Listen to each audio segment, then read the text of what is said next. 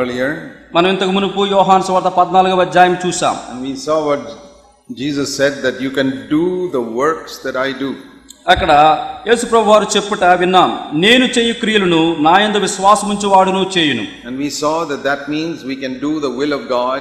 అంటే మనం చూసుకున్నాం దేవుని యొక్క చిత్తమును మనం చేయగలము. That means the particular plan God has for your life, you can fulfill it.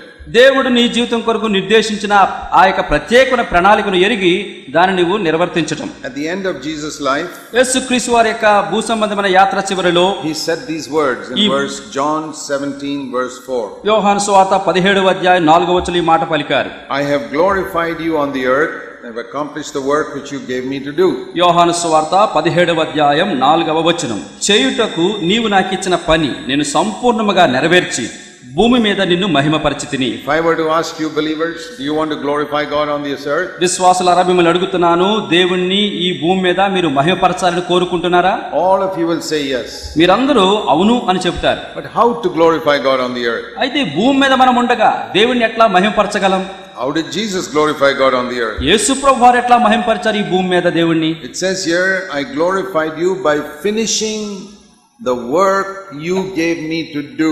చేయుటకు నీవు నాకిచ్చిన పనిని నేను సంపూర్ణంగా నెరవేర్చి నిన్ను మహిమపరిచాను భూమి మీద. Jesus was not like Martha, just doing something for his father.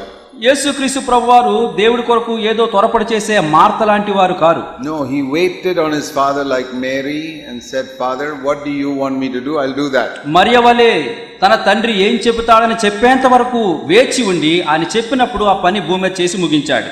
There are hundreds of lakhs of things we can do on this earth for God. దేవుని కొరకు భూమి మీద వందల కొలది వేల కొలది లక్షల కొలది పనులు మనం చేయగలం.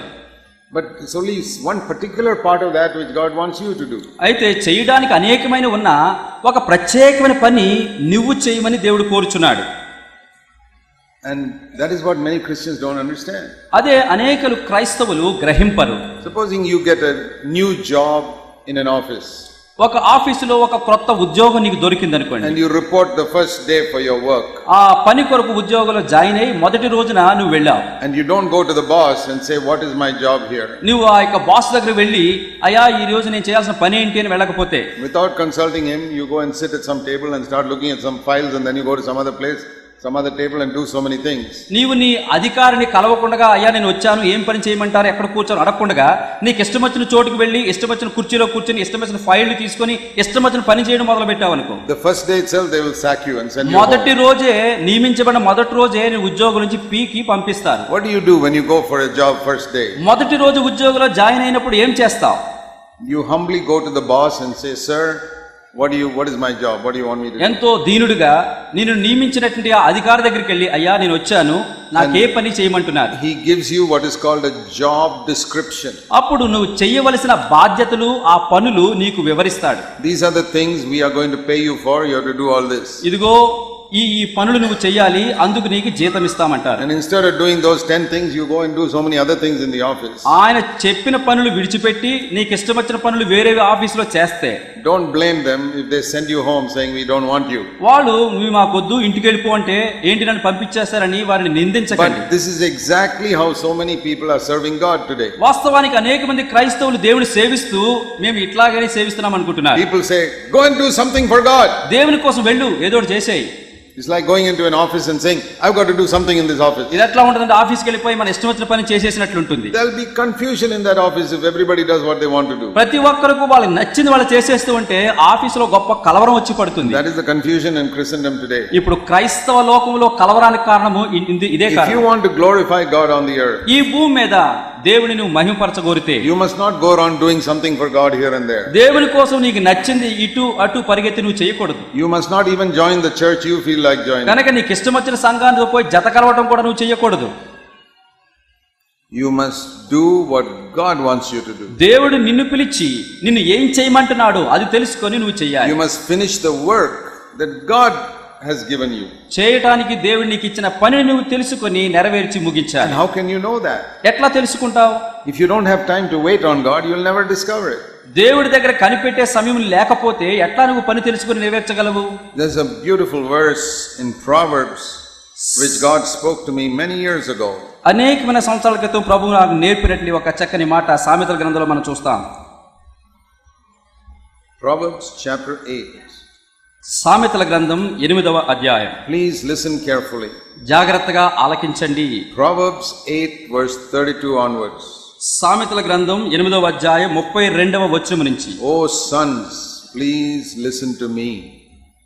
సామెతలు 8:32. కావున తెలుగులో పిల్లలారా ఉంది. పిల్లలారా నా మాట ఆలకించుడి. My sons and daughters, listen to me. కనుక ఇక్కడ ఏంటి? కుమారులారా కుమార్తెలారా నా మాట ఆలకించుడి.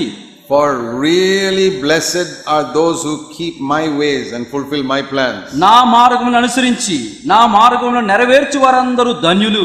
The others are not blessed.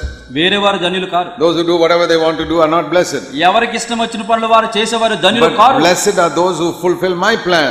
నా మార్గము సంకల్పమును నెరవేర్చు వారందరూ ధన్యులు. And so listen to instruction and be wise. కాబట్టి నా మాట నా బోధ ఆలకించి మీరు జ్ఞానులే నిలబడి. Don't neglect to listen to me. Don't neglect what I say. నేను చెప్పే మాటలను నిరాకరించకండి. Blessed is the man who listens to me. మరి నా మాటలు కనిపెట్టి వినేవాడందరూ ధన్యులు. Not the one who goes around like Martha doing so many things. Martha వలె అటు ఇటు చేసి పనులు చేసేవారు ధన్యులు But కాదు. like Mary who listens to me.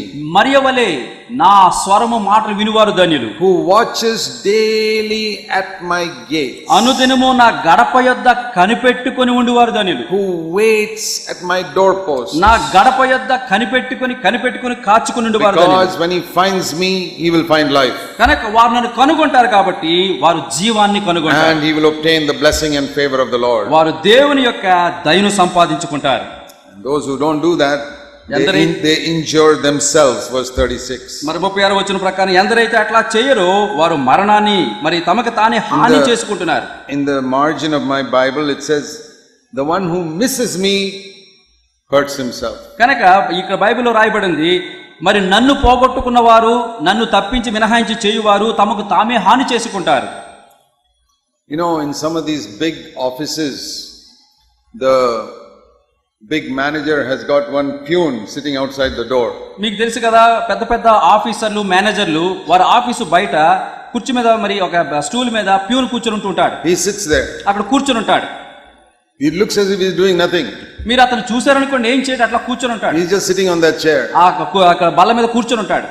You go 1 hour later, he's still sitting on that chair. గంట పోయాక మళ్ళా ఆఫీసర్ గది ముందుకెళ్ళు, ఆ గది బయట అక్కడ కూర్చొని ఉంటాడు అతను. What are you doing sitting here wasting time? ఆ ప్యూన్ నువ్వు అడిగారు అనుకోండి, ఏంటి ఇక్కడే కూర్చున్నావు, సమయాన్ని ఎందుకు వ్యర్థం చేస్తున్నావు? Why don't you go and do some work in the office? నువ్వు వెళ్ళిపోయి ఆఫీసులో ఇష్టం వచ్చిన పని చేసుకోవచ్చు కదా. He says, no, I'm paid to sit here. ఆ ప్యూన్ అంటాడు, లేదు నేను ఇక్కడ కనిపెట్టుకుని ఉండడానికే నాకు డబ్బు ఇస్తున్నారు. Inside, the manager presses the bell. లోపల నుంచి మేనేజర్ గారు కాలింగ్ బెల్ నొక్కగానే I go inside. Yes sir, what do you want me to do? లోపలికి వెళ్ళి, అయ్యా ఏం పని చేయాలి? Okay, take this file and go and give it over there. ఇదిగో ఈ ఫైల్ తీసుకెళ్ళి అక్కడ ఇచ్చేసిరా. And call that person here. ఇదిగో నాకు పలానా వ్యక్తిని ఇక్కడ పిలు. So he does that. కాబట్టి ఇక్కడ వెళ్తాడు. And then go and sit in the chair again. మళ్ళా పని చేసి మరలా బయట కూర్చుంటాడు. Next time the bell rings. Yes sir, what do you want me to do? మరలా బెల్ కొట్టగానే మరలా లోపలికి వెళ్తాడు. అయ్యా ఏం చేయమంటావు? Go and do this. ఇదిగో వెళ్ళా పని చేయి. That is his job. అతను ఆ పని అప్పగించబడింది. And he gets a good pay at the end of the month. ఆ నెల ఆఖరికి మంచి జీతం వస్తుంది అతనికి. But supposing he runs around the office doing whatever he feels like. ఒకవేళ బెల్ల కొట్టిన లోపలికి వెళ్ళకుండా ఆఫీసులో ఇష్టానుసారంగా వెళ్ళిపోయి ఎక్కడంటే అక్కడ ఇష్టం వచ్చిన పని చేస్తే They will send him home. వెంటనే బెల్ల కొట్టి బయట పంపిస్తారు. That is what God wants us to do. Blessed is the man who waits at my doorpost watching for me. అందుకనే దేవుడు అంటున్నాడు, అనుదినము నా గడప యొద్ద కనిపెట్టుకుని నా ద్వారబంధముల యొద్ద కాచుకున్న వారు ధన్యులు. That is how Jesus waited. యేసుక్రీస్తు ప్రభువు వారు కూడా దేవుడు ఏం చెబుతాడా అని కనిపెట్టుకుంటూ వచ్చారు. And that is the most blessed life you can live on this earth. ఈ భూమి మీద నివసించే ధన్యకరమైన జీవితం ఏంటంటే ఆయన కొరకు కనిపెట్టుకునే జీవితం.